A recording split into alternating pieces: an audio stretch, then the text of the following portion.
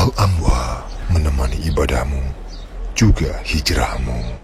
Apa sih alasan kenapa ente nggak ikut bergabung ke dalam ketiga bank tersebut? Karena ada tawaran.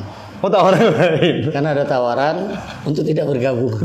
Masya Allah. Nah itu dia. Jadi Anda kalau harus nabung di bank syariah harus siap rugi. Kalau nggak siap rugi berarti ya percuma juga. Sama aja. Nah itulah mengatakan sama aja. Jadi dakwah itu bukan memaksa, tapi dakwah itu menyampaikan. Sebelum lanjut nonton video ini, jangan lupa tekan tombol subscribe-nya, nyalakan loncengnya, like dan share ke teman-teman kalian semuanya.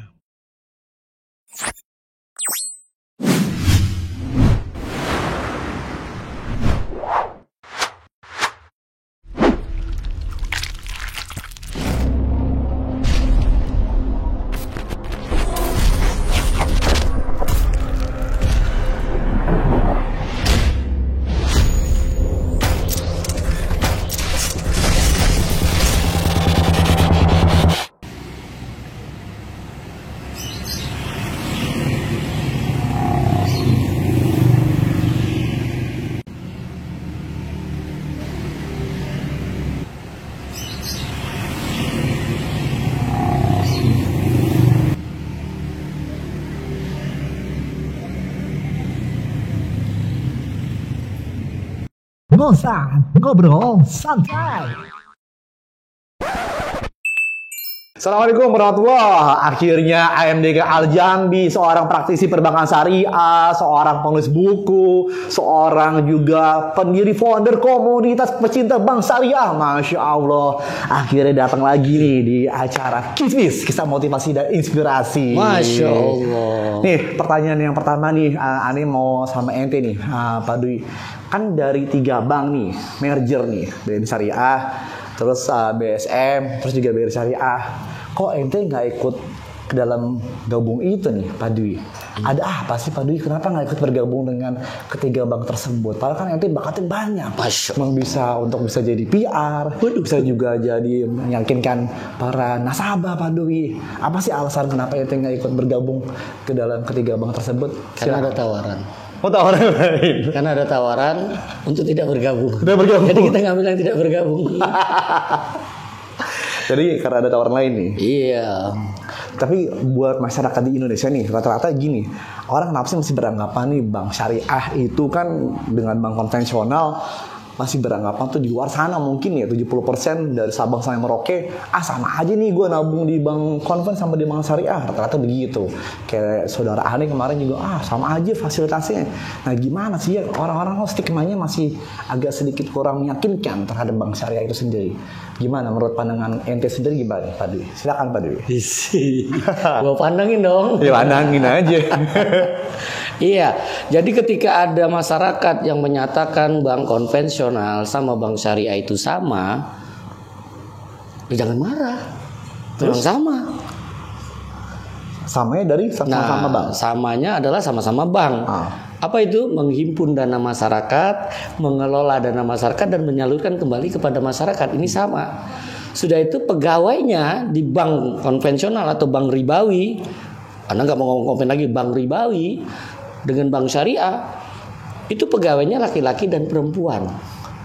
Kok Anda bisa ngomong bank laki-laki dan perempuan yang kerja di bank konven berarti itu riba semua? Ya.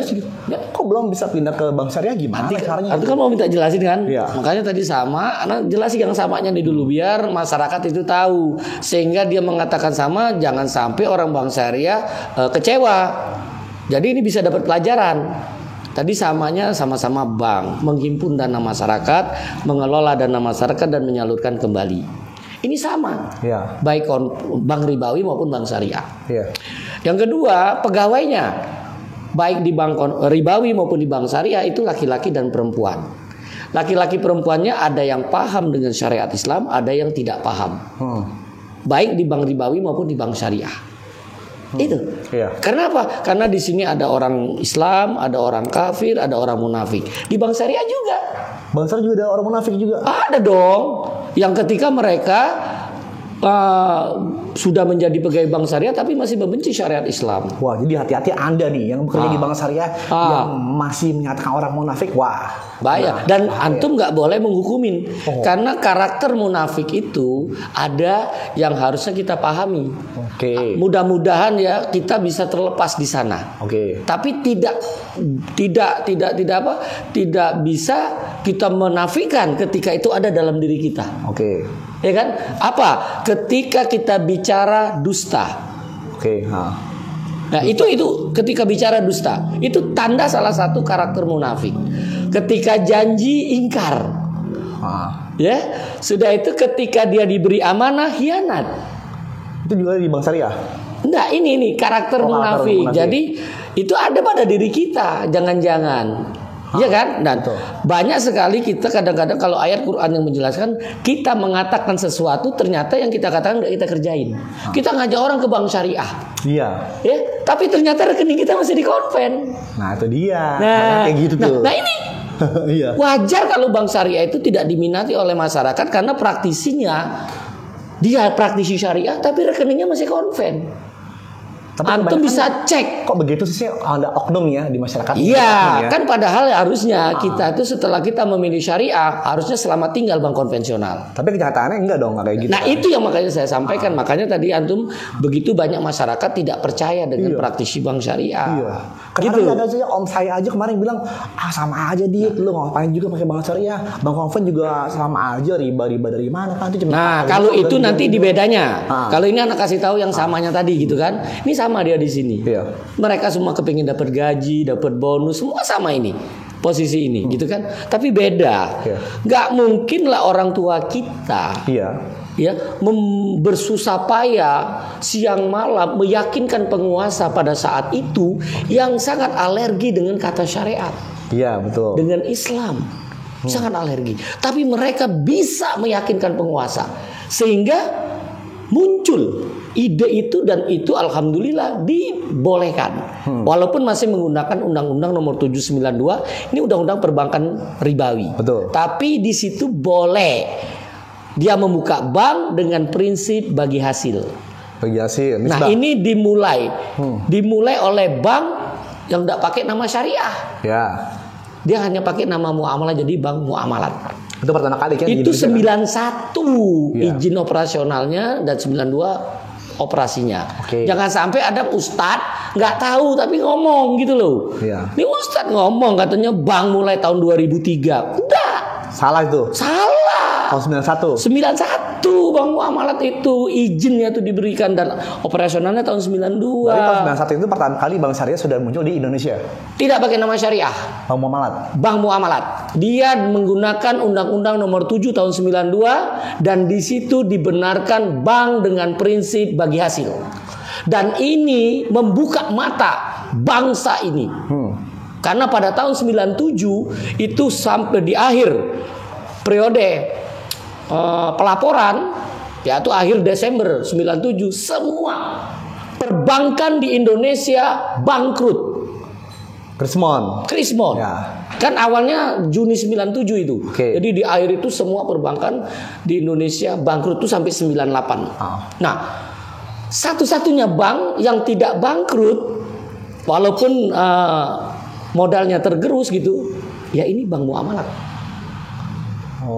Nah, membuka mata. Ternyata dengan prinsip bagi hasil tadi, ini bisa membuat bank itu tidak kolab. Dia bisa bertahan. Betul. Nah, alhamdulillah Undang-Undang Nomor 792 itu di tahun 98 direvisi. Revisi tahun 98. Keluarlah Undang-Undang Nomor 10 tahun 98. Itu dibenarkan di Indonesia nih buka bank syariah dalam 3 bentuk. Apa aja tuh, Bang? Yang pertama bank yang murni syariah. Yang murni. Murni syariah. Itulah bank muamalat. Oke. Ya. Murni syariah. Bank Murni muamalat. syariah. Nah, Yang kedua bank konversi. Konversi. Jadi dari bank ribawi menuju bank syariah. Contohnya? Bank Susila Bakti jadi bank syariah mandiri. Oke, Bank Susila Bakti menjadi Bank Syariah Mandiri. Oke. Yang ketiga, bank ribawi itu buka pintu, buka jendela. Baca bang. Buka jendela, unit. Oh unit. Unit. Ya, jadi unit usaha syariah, UUS namanya gitu ya. Nah, itu yang motornya BNI. Oh jadi dari BNI Konven ke BNI Syariah. Ya jadi BNI Syariah. Oke. Itu jadi dulu BSM itu namanya Bank apa tadi? Bank Susila Bakti. Susila Bakti. Konversi menjadi Bank Syariah Oh, Mandiri. dia udah dibeli akhirnya jadi namanya BSM. Iya, dikonversi semua. Nah, sekarang kan sudah banyak tuh bank-bank ribawi yang menjadi bank syariah dikonversi. Ya alhamdulillah seperti di Aceh. Bank Aceh itu kan sudah konversi. Data NTB Syariah. Ya. Itu dari NTB konversi. Ini yang barusan saya dapat dari OJK ngasih tahu Bank Kepri Riau. Oh ke BNI juga dari konversi. Sudah dapat izin OJK-nya. Insya Allah Agustus nanti mereka jadi betul-betul bank syariah. Tapi apakah mungkin nggak sih nanti buat kedepannya semua bank-bank konven itu dikonversi ke Harus, syariah? karena sudah sejak tahun 2001 bangsa ini lewat Dewan Syariah Nasional Majelis Ulama Indonesia itu udah keluarkan fatwa. Ya. Yang mana merujuk kepada fatwa ulama dunia. Tidak ada yang berselisih. Semua sepakat bahwa usaha perbankan konvensional itu adalah riba. Betul. Nah, itu ada di fatwa DSN MUI nomor 20 tahun 2001. Ada di pasal 8.2 ayat B. Di poin 2 itu dikatakan ada usaha yang bertentangan dengan prinsip syariat Islam. Antara lain yaitu A itu usaha perjudian, B usaha lembaga keuangan konvensional dalam kurung ribawi, tutup kurung, termasuk perbankan dan asuransi konvensional. Tapi ini juga nih, tegas. banyak orang-orang di Indonesia pakai bank syariah fasilitasnya masih sedikit. Siapa yang Belum bilang? Bisa. Ya hampir mayoritas kebanyakan di Indonesia orang kayak Enggak, gitu kan. saat ini yang antum bilang tadi dengan mergernya 3 bank itu, Iya. apapun yang ada di bank ribawi itu bisa dikerjakan di bank syariah. Bank syariah Indonesia Di bank syariah, ya terutama saat ini. masih besi kan. Berkahnya surga insya Allah. Oke. Ini tidak di endorse ya. Enggak ini, ya endorse. Ini no endorse ya, no sponsor pokoknya. karena kita ingin mencari ridho Allah. Ya. Jadi kalau benar katakan benar, kalau salah katakan salah. Tapi Anda yakin di sini di perbankan syariah Indonesia ini sudah murni syariah? Atau 100% bank syariah itu murni syariah. ilmu kan segala-galanya. Ilmu adalah qala Allah, qala Rasul, qala sahabat. 3 Ini itu. pegang itu. Dan ijma ya. Iya. Iya. Nah, ini ilmunya. Ini pasti nih. Iya. Sahabat dijamin jannah, Rasul dijamin jannah, yang ngasih jannah Allah. Ya, kemarin juga ada beberapa pas kita sebelumnya di daerah apa tuh Hankam ya, yang kita bikin juga podcast sama Pak Dwi, itu bahwa beberapa netizen nih ngomong katanya tuh sama semua, nggak ada bedanya, mendingan gue nabung aja di bank konven gitu. Astagfirullah. Makanya gue juga gak heran sama lo semua nih, dengerin praktisnya langsung ngomong pada lu, jadi lo harus bisa mendengarkan omongan dari pelakunya yang 18 tahun di bank konven. Alhamdulillah dengan izin Allah Ta'ala bisa pindah ke bank syariah. Iya. Apalagi juga sebelumnya tadi kan hidup berkah tanpa riba.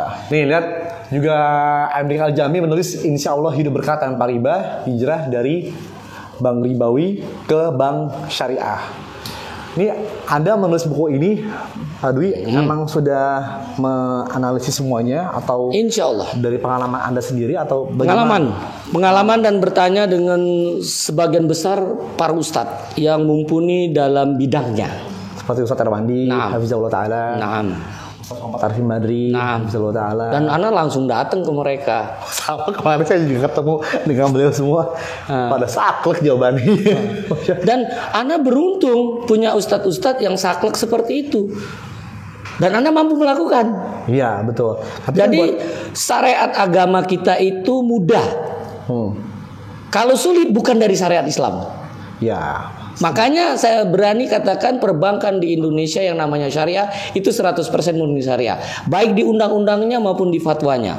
Nah saat ini Dewan Syariah Nasional itu sebagian besar mengeluarkan fatwa itu mengakomodir mereka-mereka yang belum kenal syariah agar bisa masuk menjadi nasabah bank syariah. Namun kami berharap ke depan untuk mereka-mereka yang sudah paham syariah tolong diakomodir sehingga itu tadi bisa Orang yang belum tahu syariah bisa masuk bank syariah, dan yang sudah tahu syariah dia nyaman di bank syariah. Minimal Begitu. gimana dulu nih Pak Dwi, biar para penonton semua di seluruh Indonesia maupun di Asia Tenggara, orang tuh terbuka pikirannya sedikit, oh ini ternyata bank syariah seperti ini, biar Iya. aware gitu, lebih perhatian lagi, lebih care gitu Pak Dwi. Contoh yang saat ini Sederhana untuk aja. dana ya, yang paling gampang untuk dana. Mereka kan selama ini tanpa sadar, mereka yang punya uang, masyarakat yang punya uang, itu memberi hutang kepada bank. Ya, dengan bahasa ke saat ini wadiah itu kan menitipkan. Betul. Padahal hukumnya qard. Hukum qard itu adalah hutang. Makanya bank syariah tidak mengeluarkan 1 rupiah pun. Nggak boleh ngasih bonus, nggak boleh ngasih hadiah. Itu karena dia menggunakan akad wadiah. Ini kan keuntungan sebenarnya untuk bank syariah. Oke. Dan ini yang banyak tidak diketahui. Ribut dengan wadiah dan qard. Padahal sudah dijelaskan ya bahwa wadiah itu adalah hukumnya qard. Ya, alhamdulillah beberapa ustadz sudah bisa menerima yang seperti itu, karena ketika datang ke bank syariah betul-betul apa yang dihukumin itu sama persis gitu ya. Untuk yang kedua, akad mudarobah. Bagi hasil. Nah, akad bagi hasil yang dikenal di masyarakat. Mudarobah ini ada 2, ada mutlaqo, ada muqayyadah. Ya, mutlaqo itu artinya diberikan kebebasan penuh kepada bank syariah untuk mengelola dana tersebut. Sementara kalau muqayyadah itu keinginan daripada yang punya uang. Ya. Dan ini masya Allah itu di sini terjadi subhat. Apa itu sebabnya? Nah, terjadi keraguan karena baik di undang-undang maupun di fatwa itu tidak memunculkan rugi ditanggung. Oh. Cuman bagi hasil saja. Oke. Untuk ketika masyarakat ya yang punya uang menempatkan dananya atau menginvestasikan dananya di bank syariah, baik di undang-undang maupun di fatwa, itu tidak ada bagi rugi. Makanya kalau dia belum tahu tidak ada hukum. Oh, masih diperbolehkan. Kalau dia tidak tahu tidak ada hukum. Cuman dia dapat dosanya tidak belajar. Karena belajar itu wajib. Betul, menurut ilmu Iya. wajib. Nah. Makanya, jadi jangan sampai kita berbicara, mengeluarkan satu statement kita nggak paham. Oke. Nah, buat Anda Pak Dwi ngeliat beberapa rekening yayasan kayak masih banyak contohnya. Ya ada beberapa yayasan tuh menggunakan rekening bank konven. Astagfirullah. Nah, itu dia. Kadang-kadang kita mau transfer juga bingung. Ya, Iya. ada juga mungkin yang nggak tahu lah. Ya beberapa ahli sering ilmu juga. kejadian itu, anak telepon, anak beritahu. Ya alhamdulillah mereka segera berubah. Jadi kita jangan hakimin. Jadi kita kasih tahu apa yang biasa didapat ya di bank ribawi, di bank syariah bisa kok. Nah, penjelasan dengan lembut, dengan hikmah ini yang dibutuhkan oleh mereka. Jangan dihakimi. Betul, nggak menghakimi, tapi kan orang kadang-kadang langsung menjudge, udahlah di bank konven banyak kok yang lebih lengkap fasilitasnya seperti itu. Semua saat ini apa yang ada di bank konven, di bank syariah bisa kok. Ada juga. Iya. Mau tanya apa? Ana cuman pakai HP ini aja. Semua transaksi Ana nggak gunakan bank ribawi. Sebelum Ana keluar dari bank syariah pun saya tidak pernah gunakan bank lain. Semua bank syariah. Seperti Bank syariah saja. Bank syariah yang benci neraka idamkan surga. saya itu sudah dalam kenangan kayaknya. Dalam benar-benar sih ada lagi ya Pak Dwi ya. Tadi- Bila villa bila. Nah, tapi nggak. Sekarang Pak Dwi melihat perkembangan perbankan syariah di Indonesia sampai 2022 ini, menurut pandangan itu sebagai praktisi nih perbankan syariah, Cukup gimana? bagus. Apakah sudah ada kemajuan? Maju. Tapi kadang-kadang kan juga, ya di dalamnya banyak yang mengeluh juga, kok begini sih ternyata diambil. Enggak, alih karena semua. bukan dengan ilmu. Nah itu dia, ilmunya gimana cara menyampaikan? Belajar. Saya kemarin Anda ngomong juga. di tengah-tengah tekanan Anda tetap bisa jaga syariah kok. Contohnya seperti Apapun yang antum tanya, mana yang melanggar syariah? Anda bisa jawab. Oke, kalau misalkan Baik Anda, akidah, ibadah maupun muamalah, saya bisa jaga. Karena saya melakukan itu dengan ilmu, bukan ikut-ikutan. Ketika melanggar syariah, kata direksi saya tidak akan ikuti. asal direksi, Karena saya takut dengan azab Allah, bukan takut dengan direksi. walaupun iming-imingin dengan Lah, mobil Fortuner, jannah, nggak ada lawan. ya kan? 1 detik ke depan kita nggak tahu kita masih hidup. Ketika kita ikut, mati kita. Wah, Nauzubillah. Betul.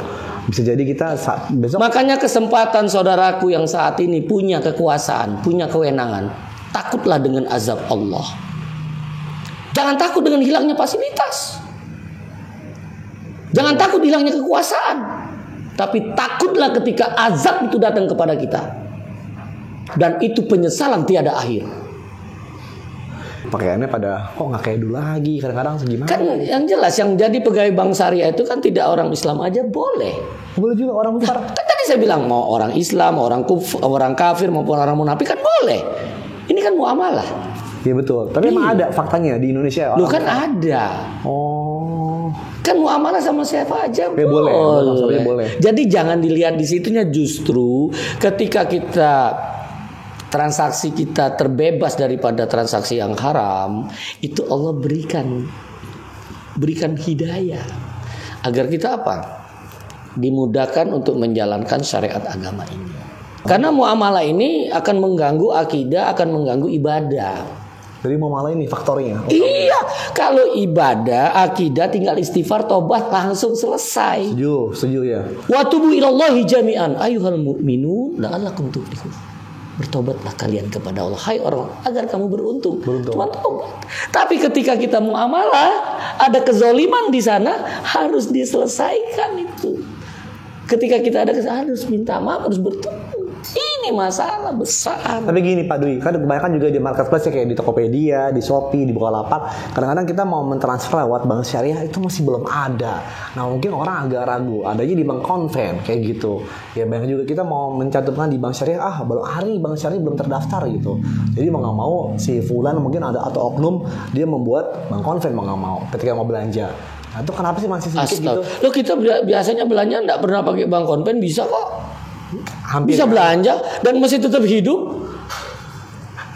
Tapi contoh kalau misalnya nggak bisa nggak usah belanja. Gini, masa AdSense, Anda nggak bisa mendaftar kan di BSI kan, nggak ada bank syariah kan di masa AdSense di Google. Kan kita tetap masih bisa hidup.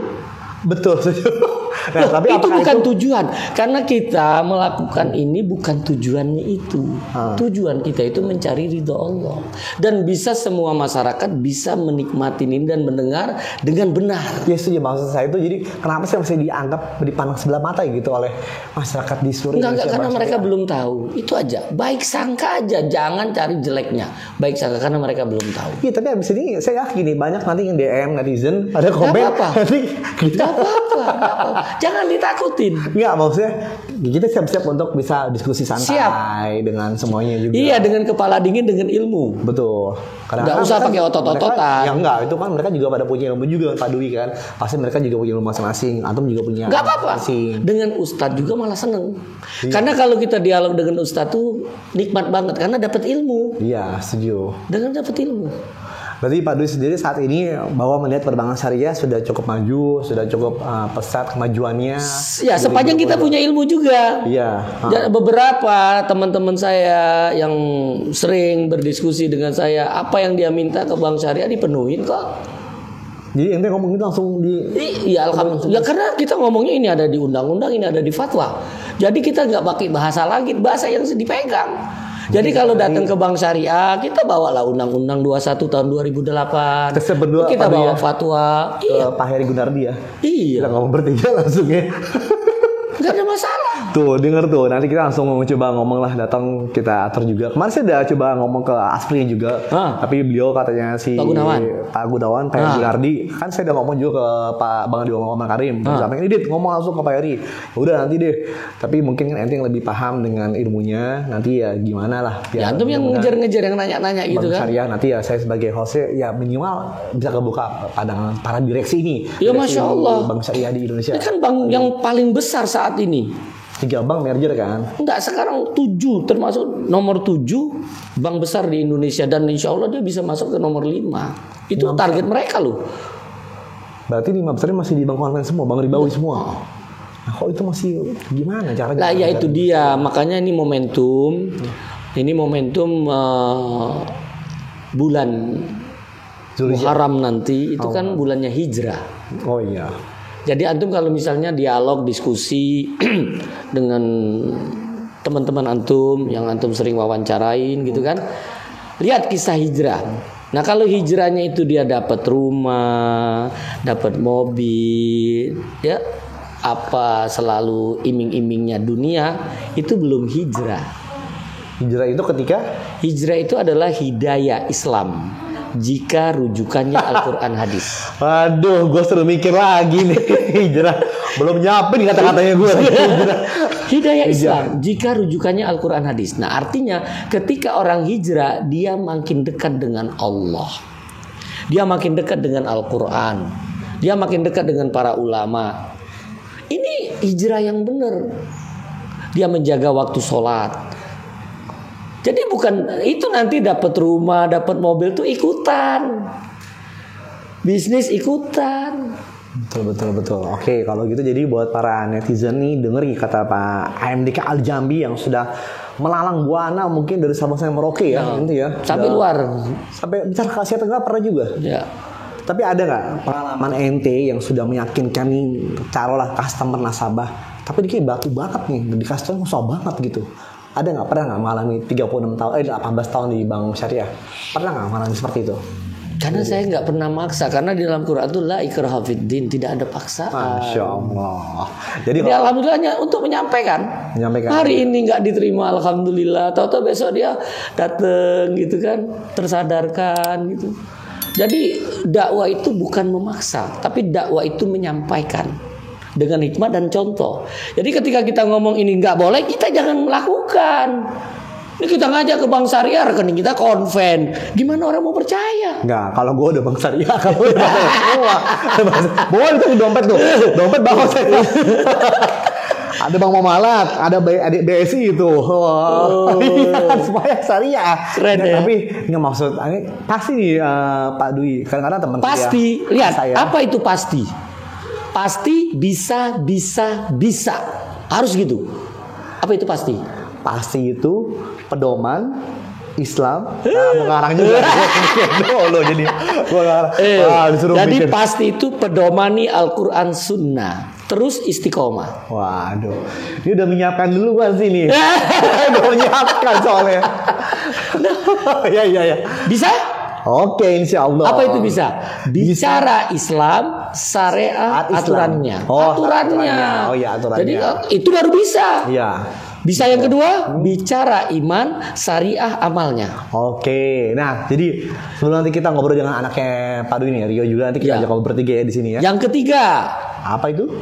Bisanya bicara ihsan, surga akhirnya. Nah, ini cocok, ini sekali saya disuruh mikir lagi. Ini udah menyiapkan bahan, saya yakin dari H-1 saya harus menyiapkan bahan ya. Apakah udah sering disampaikan ini kan? Oke Pak Dwi, sebelum nanti kita closing, jadi ya buat para semua yang masih menabung di bank konven, hendaknya kita Bank Ribawi. Ya, Anda kan ngomongnya Bank Ribawi kalau saya ngomong itu konven. di fatwa. Fatwa DSN MUI nomor 20 tahun 2001 pasal 8.2 ayat B. Berarti semua usaha yang menabung di Bank Ribawi akan hancur usahanya. Usaha lembaga keuangan konvensional dalam kurung ribawi, tutup kurung, termasuk perbankan dan asuransi konvensional.